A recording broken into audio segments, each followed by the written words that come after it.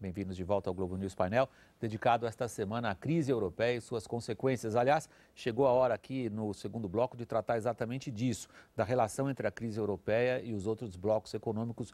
Ingo, começando pelos Estados Unidos. Na semana passada, notícias boas do ponto de vista do Barack Obama, que tenta uma reeleição. Uma reeleição até há pouco tempo atrás considerada impossível, exatamente diante da crise americana. E na semana que passou, já um pouco menos crítico o cenário do ponto de vista do presidente americano, por conta de números, sobretudo no mercado de trabalho americano, um pouco melhores. Em que medida a crise europeia, da qual a gente vem falando nesse programa, se relaciona com a situação econômica americana para melhor ou para pior? Eu vou dar um exemplo de uma questão que vai ocorrer com maior frequência nos próximos meses, quando os resultados das empresas, os balanços serão apresentados ao público. Você diz as empresas americanas ou internacionais? Internacionais, em todos os lugares. especialmente as europeias e as americanas. Os primeiros balanços apresentados mostram que o valor das ações de empresas de nível espetacular, que tem um lucro, que tem um excelente performance, que tem projetos pela frente, nomes excepcionais, o valor dessa ação está abaixo do valor patrimonial da empresa. Aí você se pergunta, o que está acontecendo? Essa empresa vai ter um enorme prejuízo pela frente? Não. Estão gerando lucros. Teremos o calendário Maia, que em 2012 o mundo vai acabar? Também não. Então, o que aconteceu com estas empresas? Aconteceu de que operadores venderam suas posições para fazerem liquidez e buscarem a liquidez para sustentar suas posições, que são instituições financeiras, que são fundos, que são bancos e assim por diante. Então, se você olhar essa realidade, a realidade destas empresas está muito melhor do que o mercado está espelhando pela Bolsa. O que significa isso no ponto 2? Outros que estão vendo isso falam assim, puxa vida, mas essa empresa está indo bem, o valor está muito bom. Então, está barato isso que você quer dizer. Então, o que está acontecendo nessa parte? Outros financiadores, que podem ser da China, que podem ser, ou compradores, que podem ser da Arábia Saudita ou de fundos soberanos, estão começando a entrar e comprar essas ações. Essa é uma das explicações porque as bolsas, de repente, começam a ter uma reação positiva. Elas estão no ponto mais alto dos últimos 6 meses. Não é? Então, essa é uma das razões. Então, se você olhar isso, dizer, essas empresas estão empregando, elas estão tendo lucro, mas elas não vão poder fazer um IPO para fazer uma aquisição, para poder financiar, porque o valor está muito baixo. Então, é um pouco da realidade americana e é um pouco da outra realidade europeia, da qual agora a gente não falou, que a economia real está num outro compasso do que a dívida soberana. A dívida soberana, e que nos Estados Unidos tem uma outra forma de ser apresentada e solucionada. Então, os Estados Unidos vão se recuperar com maior rapidez. Essa é a minha opinião. Esses indicadores mostram que a economia real está achando o seu caminho. Muitas delas têm uma performance global bastante razoável. Terceiro argumento, a questão monetária do dólar está começando novamente a ter sua referência comprovada. Com outras palavras, quanto menos valorizado for o euro, as instituições ou o mercado vai apostar mais no dólar. Deixa eu ver, Carlos Eduardo, o que o Ingo nos sugere é o seguinte, prestem atenção, as cortinas vão abrir um pouco mais, nós vamos ver um pouco mais de céu azul ali atrás, é isso? Eu acho que tem uma diferença bem grande entre o que está acontecendo nos Estados Unidos e na Europa. E provavelmente o descolamento da economia americana, dessas vicissitudes que a gente está vendo na Europa, é muito maior do que o descolamento, que não aconteceu, né, da Europa em 2008, dos problemas do mercado financeiro americano. Na direção contrária, digamos, colocando de uma outra maneira, o contágio é muito menor. Por quê? Porque o sistema financeiro americano não depende de funding vindo da Europa e não está carregado em ativos de dívida soberana problemáticos da Europa. O contrário aconteceu em 2008. Então, os bancos europeus tinham muitos ativos de subprime, mortgage americano, problemáticos, né, os ativos tóxicos. E, por outro lado, vários bancos, principalmente na França, tinham financiamento de curto prazo, chamados money market funds, que vinha dos Estados Unidos. Quando secou esse fluxo, o contágio foi direto para o interbancário europeu. A volta não acontece. Em cima disso, então isso já é um ponto de alívio para a situação corrente vis-à-vis 2008. Na linguagem do pessoal técnico como você, Carlos Eduardo, a desalavancagem nos Estados Unidos aconteceu e na Europa ainda não. Isso é um outro fator. Desde o início da crise, os Estados Unidos aumentou a taxa de poupança, houve uma redução do endividamento das famílias, precisa ir mais, mas já aconteceu. Muita família falou, olha, eu não posso pagar, e aí a dívida reduz automaticamente. Isso aconteceu muito pouco na Europa. Então a desalavancagem de fato foi mais rápida, o sistema financeiro é mais sólido nos Estados Unidos e a economia, o que é mais importante, é muito mais flexível. Então todas as características institucionais da economia americana sinalizam numa retomada mais rápida do que seguramente do que a Europa. Ainda que não haja na Europa um evento de crédito expressivo, nem que o nosso cenário esteja errado e a Grécia nos próximos 8 meses não saia. O que você chama de evento de crédito é alguém simplesmente dizer quebrar. Não devo, não pago e azar. Isso, é um banco quebrar. Né? Calote, tá? Calote, um banco quebrar, aí tem corrida, aí tem contágio. Mesmo num cenário que não contemple isso, em que isso não ocorra, o crescimento da Europa vai permanecer fraco por muito tempo. Porque é natural, pós excesso de alavancagem, que o crescimento fique bem fraquinho enquanto as empresas estão pagando suas dívidas privadas também. O problema do soberano e das empresas. Economias como Grécia e Espanha, o setor privado também está muito endividado, pouca gente tem notado isso. Similarmente ao que aconteceu no Japão nos anos 90. Um endividamento muito grande do setor privado, 10 anos de crescimento baixo. Ou seja, você prevê uma recuperação americana melhor e mais forte do que se acreditava 6 meses atrás. Sim. Você prevê uma estagnação europeia mais longa, mais difícil e mais indigesta do que se previa, mais arrastada, né, do que se previa algum tempo atrás. E em relação aos emergentes, Loyola? Eu acho que o contágio para os emergentes, ele não é tão direto assim e tão forte. Eu acho que, claro que existe algum grau de Bom, o nosso Banco contágio. Central, por exemplo, 6 meses atrás, estava preocupadíssimo com as consequências da crise europeia. Exagerou? Eu acho que exagerou. Eu acho que exagerou. Quer dizer, eu acho que, a não ser que houvesse um desastre assim, total, alguma coisa muito séria, né? A crise europeia ela traz efeitos para o Brasil, mas não muito semelhantes ao que aconteceu, por exemplo, em 2008.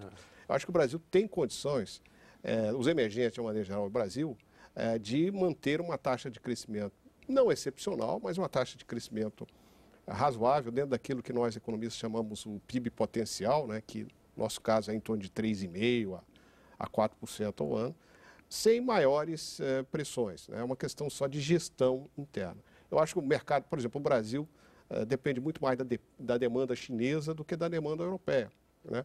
O sistema bancário brasileiro está relativamente isolado em relação a essa dependência de fluxos europeus. Nós vimos isso desde 2008. 2008. Então, o sistema bancário brasileiro será capaz de manter o nível do crédito, mesmo no caso de uma redução da liquidez externa. Portanto, nós temos aqui no Brasil condições de termos políticas, inclusive política fiscal e política monetária, procíclicas, ou seja, políticas que podem ajudar o crescimento caso venha uma onda recessiva do exterior. Eu acho que a situação brasileira é muito confortável. A gente vai entrar logo em detalhe nessa. Os emergentes estão mais ou menos por aí. Eu acho que, só para completar, claro. Eu acho que o grande risco emergente, principalmente para nós aqui na América Latina, é uma queda muito forte do preço de commodities, né, dos produtos básicos. Ou seja, da situação chinesa. A situação chinesa. Então, aí sim a América Latina pode ser atingida, o Brasil também, né? Mas não é um cenário, a meu ver, que esteja aí colocado no curto prazo. Quando você olha para a China, Ingo, você sente o quê? Arrepio. De horror ou de alegria? As duas coisas ao mesmo tempo. Isso é um sentimento duro de ser controlado. É verdade, é verdade. À noite de um e de manhã o outro. E eu também estou de acordo com o Gustavo que nós estamos dentro de uma situação mais favorável. Porém, eu acho que a política escolhida pelo governo no segundo semestre do ano passado em não optar por uma política de intervenção cambial é um risco muito grande perante o cenário internacional. Não sou a favor de intervenções cambiais, porém o que a Europa está fazendo, o que os Estados Unidos estão fazendo, o que o Japão fez, o que a China permanentemente faz, e só nós estamos do lado de fora, vai fazer com que as indústrias brasileiras permanecem numa pressão de competitividade que nós estamos perdendo a olhos vistos a competição brasileira na parte industrial. Então, recuperar isso, William, é muito complicado, é muito difícil. Você perdeu uma indústria e você importar uma parte dessas peças para comercializar no Brasil é mais fácil. E esse é um ponto que nós estamos um pouco anestesiados nessa situação. Nós estamos indo bem. Eu li o seu artigo defendendo algum tipo de... Posso usar a palavra controle de câmbio? Você não gostou. Você disse, eu sou contra a intervenção de câmbio. Mas você escreveu recentemente um artigo no jornal Valor, Isso. dizendo há um ponto em que nós vamos ter que manter o câmbio, seja como for, em certo patamar. A minha tese é... O câmbio girou nesses últimos tempos em torno de uns 70, uns 70 e pouco. Insustentável. É muito pouco. Se você olhar de 5 anos para cá, 5 anos, tá? A valorização cambial nossa está entre 40% a 50%. Então, não adianta você colocar o imposto de importação em 15%, 20%, 30% a mais que você não compensa essa situação. A tese que eu coloco é que nós deveríamos ter colocado um banco soberano para funcionar, para valer, e com isso você ter uma compensação cambial e fazer com que empresas brasileiras utilizassem essa circunstância de fazer aquisições no exterior juntamente com os bancos soberanos, como a China está fazendo, como a Noruega fez, como os países árabes estão fazendo. Outros fazem. Por que nós não podemos fazer? Por que o Brasil não faz, Carlos Eduardo? Eu acho que eu vou divergir um pouco do Ingo em relação à importância da taxa de câmbio para explicar desempenho da atividade econômica. Frente à crise internacional, que esse é o nosso Isso, tema. então eu acho que a pergunta aqui é a seguinte: quanto dessa apreciação da taxa de câmbio é circunstancial, de curto prazo, machucando desnecessariamente a indústria por conta de uma política monetária mundial excessivamente frouxa, o quanto ela advém de termos de troca, preços dos nossos bens, né, vis-à-vis os que a gente importa, fortes para o Brasil. Quer dizer, o segundo fator eu vou colocar na conta de uma apreciação estrutural ou boa. O primeiro eu vou colocar numa apreciação da taxa de câmbio que eu não gosto, porque eu sei que a política monetária depois reverte, o câmbio depreciaria mais para frente, e a indústria que o Ingo falou que se perdeu, você não consegue retomá-la, certo? Então, aí é uma questão empírica, William.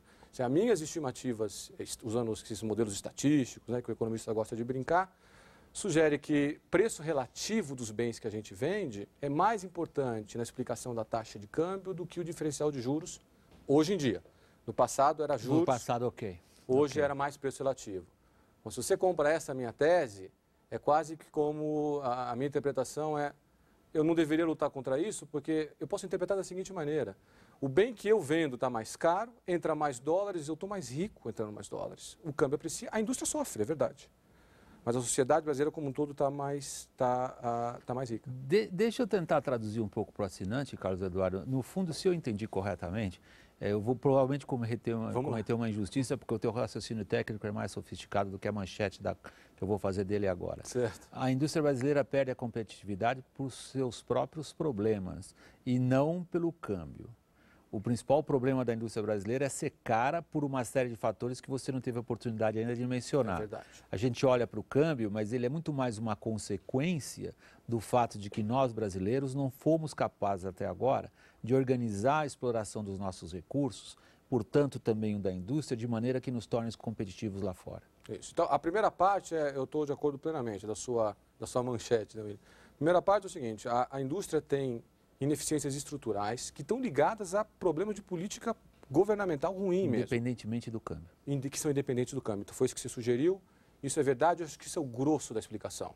Vai olhar o relatório do Banco Mundial do Doing Business em Brasil. O Brasil está ranqueado entre os últimos em todos os critérios, quase todos. Consistentemente há muito tempo. Consistentemente há muito tempo. Então é quase que impossível, de fato, produzir num país que tem que gastar não sei quantas mil horas por ano para preencher ficha de imposto, que você paga uma carga tributária de 36%, 37% do PIB. Ou para abrir e fechar uma empresa, enfim. Para abrir e fechar uma empresa, quer dizer, é super importante isso, você ter a flexibilidade de relocar fatores de produção de um setor que deixou de ser competitivo por conta da China para outro. Mas você está certo em chamar a atenção para fatores mais reais, que é imposto, dificuldade de fazer negócio, falta de lei infraestrutura. Ruim, falta de infraestrutura no e Brasil. por aí vai. É horrível. Agora, Loyola... Eu estou mais preocupado com isso do que com o câmbio, mesmo sobre o aspecto da indústria só. Eu puxo de novo a nossa conversa para esse lado, porque afinal de contas essa edição está dedicada à crise europeia, à crise internacional, seus impactos no Brasil. Daí eu insisti um pouco mais nesse aspecto que, para quem discute desindustrialização ou não, é secundário. No caso dessa edição, ele é o eixo da nossa discussão.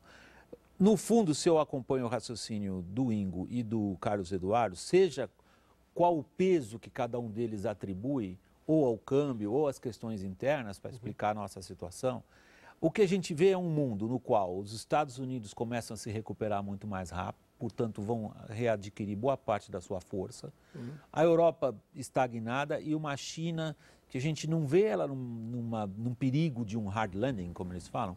Ao contrário, a gente vê a China aterrissando de maneira mais ou menos suave. E no meio desse cenário, por culpa nossa, nós estamos perdendo oportunidade. Exatamente. Eu acho que o Brasil, nos últimos anos, o que nós fizemos basicamente foi aproveitar o que foi feito mais anteriormente. Ou seja, nós colhemos muito bem os frutos de árvores que foram plantadas no passado. Mas há indícios de esgotamento. Eu acho que a capacidade de crescimento do Brasil ela começa a se esgotar. O potencial de crescimento do Brasil começa a se esgotar. E isso não tem a ver com a crise lá fora, você disse? Não tem a ver com os nossos problemas, né? Por exemplo, o nosso sistema tributário, ele é horrível, não apenas no volume da carga, mas no custo que ele traz. Essa questão de todo o doing business. Por exemplo, a pauta do chamado Custo Brasil desapareceu, saiu do radar. Nós não temos essa pauta de Custo Brasil. Hoje, em Brasília, se discute mais medidas pontuais para resolver uma dor de barriga aqui ou acolá. Como aconteceu no setor automotivo, por exemplo? Automotivo, exatamente, né, do que resolver de maneira mais consistente, sistêmica, né, os problemas. E isso gera distorções, porque você, vamos dizer, estabelece uma medida para um setor, gera uma distorção no outro setor. Aí você cria uma outra medida nesse setor, distorce o outro. E assim vai. Por exemplo, o sistema tributário brasileiro é esse aí, é todo perfurado por mudanças setoriais, por favores, enfim, é uma coisa que não se entende. Por isso, a dificuldade de se administrar um sistema tributário desorganizado dessa maneira. Mas isso vale para várias outras questões. Ingo, a privatização dos aeroportos, por exemplo, sinaliza uma mudança de política? Sinaliza. Graças a Deus, e eu acho que isso aí é um bom começo, é um bom sinal. Acho que teremos aí uma frente nova de produtividades, de inserção da parte empresarial dentro da infraestrutura. Mas me permite ainda fazer um comentário. Eu não discordo nem do Gustavo e nem do Carlos na necessidade de nós fazermos as reformas e que isso é um peso no custo Brasil, com certeza. Porque se você olhar alguns elementos, indicadores, que não tem nada a ver com a questão da logística. Você pega a nossa indústria de software, que há 5 anos ainda conseguia exportar com competência para muitos lugares no mundo. Hoje não consegue mais. E por quê? Porque as estradas ficaram melhores ou piores, o aeroporto não tem nada a ver. É porque o custo... É lógico que não. Então, se você olhar aviões, né, o nosso comprador compra em dólares, compra em euros. Os aviões são produzidos aqui. Nós trazemos importações, fazemos um assembly e levamos. O avião precisa só de uma pista para decolar e levar. Então, se você olhar essas realidades, esse preço subiu em 30%, 40% para o nosso cliente. Você, dentro de uma indústria, para você conseguir 5%, 10% de produtividade por ano, é hercúleo. É hercúleo. E o câmbio faz assim e tem 15%, 20%. Se você vê o que a China, no momento, está importando ao Brasil, são questões que nós aqui produzimos e produzimos bem. O trabalhador brasileiro é qualificado, produz com qualidade, mas não tem como competir, porque a relação é de 1 para 10. Um engenheiro brasileiro, dentro dessa circunstância que eu estava comentando, talvez custe $30 a hora. Nos Estados Unidos, 45, na Europa, 50. Na China, 5. E ele faz um bom trabalho. Então, a engenharia brasileira, eu vou pegar o de 5, vou fazer a engenharia base, trago, coloco alguma coisa em cima e levo. E isso é com produtos. Então, a dimensão dessa questão é muito grande. E isto é preocupante. E não é só para o Brasil, é para a América Latina. a maior ameaça para a América Latina são as importações chinesas de produtos de qualidade com tecnologia. Hoje o Brasil exporta para a América Latina produtos de valor agregado alto, com 80% de manufaturados. O maior competidor é a China. E na relação de preço, onde nós tínhamos um bom mercado, está despencando. É a nossa situação com o México no momento, com o Brasil. Por que de repente a situação do México vira em relação a nós? É cambial em primeiro lugar. Ingo, eu estou chegando ao final do programa e eu estou percebendo que as questões que você está colocando, na verdade, seriam um Globo News Painel per se, por si, e nós vamos voltar a essa questão. Sem dúvida nenhuma, eu acho que o assinante em casa também reconhece, é uma das mais essenciais. Afinal de contas, é no setor industrial que está o chamado bom emprego. Nenhum país pode se considerar feliz se achar que tem vantagens de um lado e renuncia à sua indústria de hoje. Mas só para terminar e arredondar esse programa, eu queria ainda dar a palavra rapidamente, desculpe que aí realmente a resposta tem que ser super rápida, o Carlos Eduardo primeiro e o Gustavo Loyola depois, do que a gente ouviu hoje, nesses quase 45 minutos de Globo News Painel, Carlos Eduardo, com que o assinante sai na cabeça? A crise internacional para o Brasil, A, não vai ser tão grave, B, vai depender do que a gente souber fazer? Eu acho que para o gerenciamento de curto prazo, a crise provavelmente não vai ser tão grave para o Brasil como foi em 2008. B, a gente precisa, como o Gustavo tocou aqui nesse ponto, retomar a agenda de reformas estruturais. Parar de focar só no gerenciamento de política fiscal e monetária de curto prazo. Isso não causa crescimento de longo prazo e o governo tem insistido nisso. Brevemente. Concordo, não tem muito o que adicionar. Eu acho que, curto prazo, eu acho que passamos por essa turbulência grave no exterior, mas nós precisamos pensar mais no longo prazo. Precisamos investir mais no crescimento. O Brasil precisa se tornar mais competitivo. Eu acho que a questão cambial que foi aqui mencionada existe, mas vamos dizer, a solução não é só o Brasil depreciar a moeda, até porque isso a gente não consegue fazer, né, sem nenhuma reforma. Eu acho que precisamos retomar essa agenda de reforma, de competitividade. O Globo News Painel fica por aqui. Eu queria agradecer as participações aqui no estúdio da Globo News de São Paulo, dos nossos convidados, começando pelo economista Gustavo Loyola, que foi presidente do Banco Central durante o governo Fernando Henrique e hoje é diretor da Tendências Consultoria. Agradeço a Ingo Plöger, presidente do Conselho de Empresários da América Latina, e, em terceiro lugar, agradeço ao economista Carlos Eduardo Soares Gonçalves, que é da Faculdade de Economia e Administração da USP, a FEA. Muito obrigado a você, assinante, que sempre nos acompanha. Vamos lá aos outros fatos e imagens da semana. Até logo.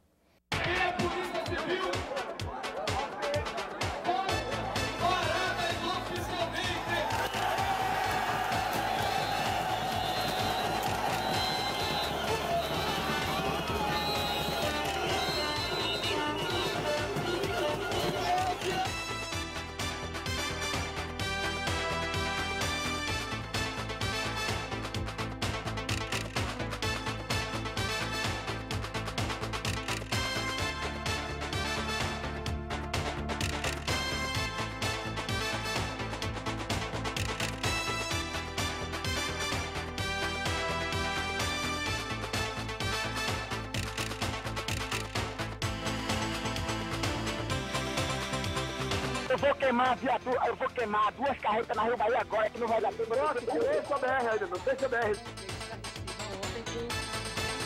estava lá em Juazeiro, quando eu vi se você hastear, aí vira um país sem regra.